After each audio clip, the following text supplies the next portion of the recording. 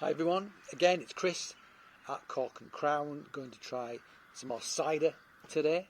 Still in Norfolk, still in the barn, more Norfolk cider to try, and something else as well, which isn't a cider. So I'm going to try two things, but I'll talk about that after we looked at the cider. So, still exploring Whin Hill, who are in the Wells next to sea on the Norfolk coast. Here's the bottle. I've opened it already because I couldn't get the top off. I filmed this once, couldn't get the top off, so stopped filming, loosened the top, started again. So yeah, I had to cheat a bit. It was a bit wet. I couldn't get purchase. So it's a Browns, a single varietal. So Browns is a West Country varietal. So again, not traditional Norfolk apple. Quite brown in colour, sort of amber in colour, which is something else we talked about. Most of the East Coast sort of ciders I've had have not been as dark. They're lighter in colour. This looks like it's been left to oxidise. The tannins have been left to oxidise before the juice has been pressed out, which is giving it this colour. So yeah, this is basically a West Country cider made in Norfolk, if that makes any sense whatsoever. I'm looking forward to trying it. I don't recall ever having a single variety Browns before. I'm sure I will have. I just don't recall. I've seen it lots in blends. I think the Ganymede, in fact, I think one of the apples in that is a Browns. Could be wrong, but I think it is. Okay, so let's take this already loosened top off. So sparkling, screw cap and sparkling. Kind of like that. It makes it kind of, I don't know. There's something nice about popping a top off in there, but you know, easy access. So let's pour a bit out into a massive tasting glass. Massive. So this has got like a interesting pinkish rosé hue to it. Definitely does this, no doubting it. It's almost got like a Mediterranean sort of Provençal sort of rosé colour to it. You know, very light, delicate salmon pink kind of rosé looking. Very nice colour indeed, actually. That like it a lot. So I assume that that's partially come from the flesh. Maybe it must have, or maybe contact with the skins as well, giving it that colour. That's how you get colour in wine. Do apple skins give colour to cider? Question. I'm going to find out. Okay, so let's swirl it around. Give it a sniff. It smells nice. It smells good. It smells inviting. It's a nice, sort of ripe, freshly autumnal apple, but freshly cut. Got a nice zingy sort of aromatic to it. Yeah, nice. Very red apple sort of aromatic to this, which I like a lot. Might be able to hear some family in the background. It's certainly not as noisy as it was yesterday when I was sitting here in the middle of Hurricane Francis trying to taste the cider. Camera blew away. Don't think you could hear anything I said, but I persisted anyway.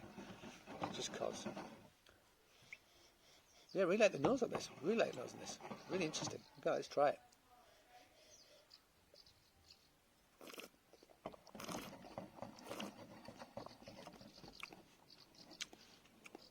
And this is a nice medium. I think they just use organic cane sugar to sweeten, I think. There's no artificial sweeteners, so it's not sucralose, that's for sure. So how they stop it fermenting, maybe they pasteurise, maybe they use sulfites, that's possible. Does it contain sulfite? It says contains sulfites on there, so that's probably how they stop fermentation. But this is nice.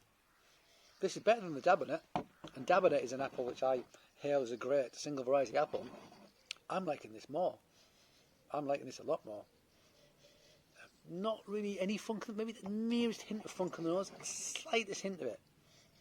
But like a sulphurous kind of volcanic funk, rather than a farmyard sort of funk.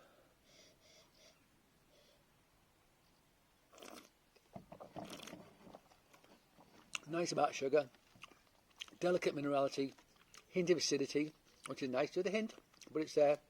Kind of like apple skin character as well. This is a light, refreshing cider, and actually it looks a little like a rosé, and I always feel like it fits into that category. It feels like a light, refreshing rosé would feel. You know, hot weather, something easy drinking but interesting. This is it. I might have to procure some more of this. It's not massively complex, but what it does very, very, very well. I could drink an awful lot of it, and it is only 5.4%, which is excellent.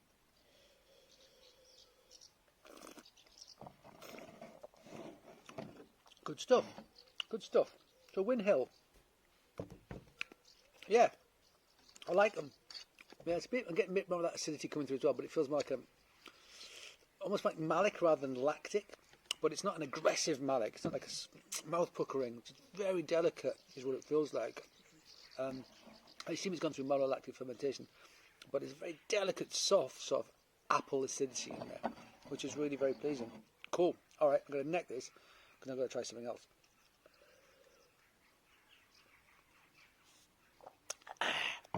Okay. So before I got into cider, and after I started in cheese, I worked in craft beer for a while. I spent 5 years in New York working in craft beer. And I was also like an avid home brewer as well. So I'm still very interested in beer. It's something that I feel very close to as a product. And I discovered, thanks to a recommendation from a friend, Chris Mack, thank you Chris, that there was a brewery just up the road called Duration. There you go, Duration Brewery. They very kindly let me go down and click and collect some stuff today. They only do it on a Friday normally. Today is a Wednesday. But I said I was here from London. I really want to get some of the beers. Would they please let me do it? And they were very, very, very nice to me and said, yes, of course you can. So I went down there today, picked this up. A very nice man chatted to me, a Kiwi, a New Zealand guy, who'd been an accountant in New Zealand. I didn't catch his name, which is a shame because he's a nice guy. He was an accountant in New Zealand. He went to Australia, started brewing, and now he's brewing in Norfolk. So it's come a very long way. They only started brewing last November, so they haven't been doing it very long. He converted a beautiful, massive barn into a brewery. It's a fantastic site, actually. Really great place to work. It's a beautiful site. They've done a great job with it. A lot of thought and consideration has gone into it. So, yeah. So I thought, you know what? I'm going to try one of their beers. I bought a case of lots of different things. So what did I start with? Well, they're a modern brewery. And what do modern breweries make? Well, modern breweries make IPAs. That's what they do. They make IPAs. That's the bedrock of any contemporary brewery these days, and very much in the New World style. What do we mean by that? I mean like American IPAs. So IPAs using New World hops. So hops which traditionally would come from the Pacific Northwest, but now they're growing them all over the place. So you get like Australian ones, New Zealand ones, all sorts. And what they do is they're very different to European ones. Much more piney, citrusy, tropical character to them. Really punchy on the nose. Sometimes you think you can't tell if you're drinking beer or fruit juice. Sometimes they're so sort of fruity and aromatic, and it is the bedrock of most breweries, contemporary breweries. So I thought that's the one I would try. I have many others to try, but I thought let's start with this one. So this says IPA, 6%. It's called Concrete Realities. Cool packaging as well, and all the cans are quite beautiful. And you know, I say I don't care about packaging too much. I don't really. I care about what's in the can, and I've tried too many things in great packaging just to be disappointed, and I've tried things in terrible packaging and been very pleasantly surprised. So, you know, packaging doesn't equal great or bad. It's a different, it's a different product. Packaging is one product. Beer is a different product. Okay. Right. Let's open this sucker. So having this after that, it might taste rather bitter, because hops bring bitterness as well as aromatics. And also, they're there to balance the sweetness of the alcohol. So hops are a preservative, they bring aromatics, and they also bring bitterness. Those are the three things that they bring to the party. So having after something that's quite sweet, that might seem more bitter than it would normally, but you know what? Let's give it a go. So let's pour it out. So I expect this to be very hazy, because it will be unfiltered, because proper craft beer is unfiltered. You know, filtering is for aesthetics, but when you filter, the chances that you're also going to filter out flavour. So why bother? Gorgeous head on that. Don't even see that. Really nice, gorgeous, thick, velvety head. And there's that haziness I was talking about. This is a gorgeous colour. It's a gorgeous colour. It almost looks like, I don't know, like mango juice or something. It's a gorgeous colour. I really like it. Let's smell. So what do we expect? We expect some of those tropical, fruity flavours, aromatics, don't we? So let's see if we get them. Oh yeah. Oh wow, yeah. This is an IPA, man. I love. First time I had an IPA like this, I hated it. It didn't taste like beer. No, I love it. I think it's fantastic. So there is there's definitely a tropical element to it. Almost like a dank smell to it as well. This smells like New World hops, absolutely. Yeah, definite fruity. Oh yeah, okay. There's that mango something in the background. Yeah. Yeah, a little bit dank, a little bit tropical, stone fruity, everything you expect from a New World IPA. Let's try it. I expect this to be great.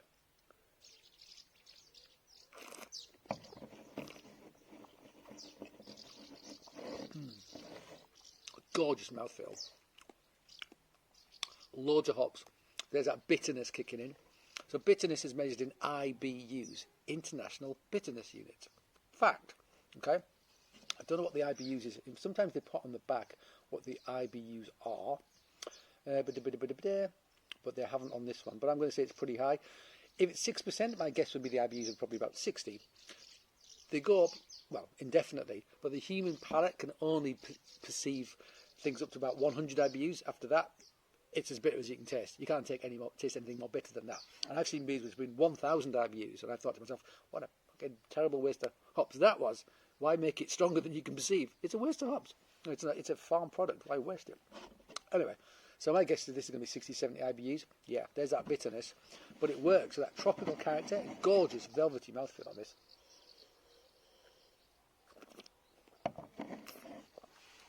Yeah, this is good. Loads of bitterness. Very ripe fruit character to it as well. Maybe a hint too ripe for me. Maybe a hint, but I'm really trying to look for flaws in this. Rich, velvety texture, lovely hops on the nose, great hops bitterness. The texture on the palate is fantastic. Those suds are absolutely awesome. My wife's going to want this. She loves this style, I think. When we moved to America, she hated it, and then she got addicted to it.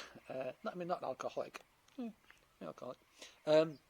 But she loves big bold IPAs. And I've got quite a few from these guys. So I went for the straight IPA because they do a West Coast IPA as well. West Coast, they tend to have more things called crystal hops in, which are crystal malts in, which give it a darker colour, but also they've got unfermentable sugars in, which make them sweeter, and they can be a bit richer and a bit too rich. This is more East Coast, I would say. So more of a pale malt bill.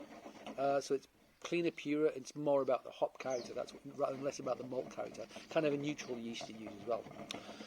Okay, I'm in for a good evening. I've got several of these, so I'm going to be enjoying them. Okay, guys, thank you for joining me on this cider vlog.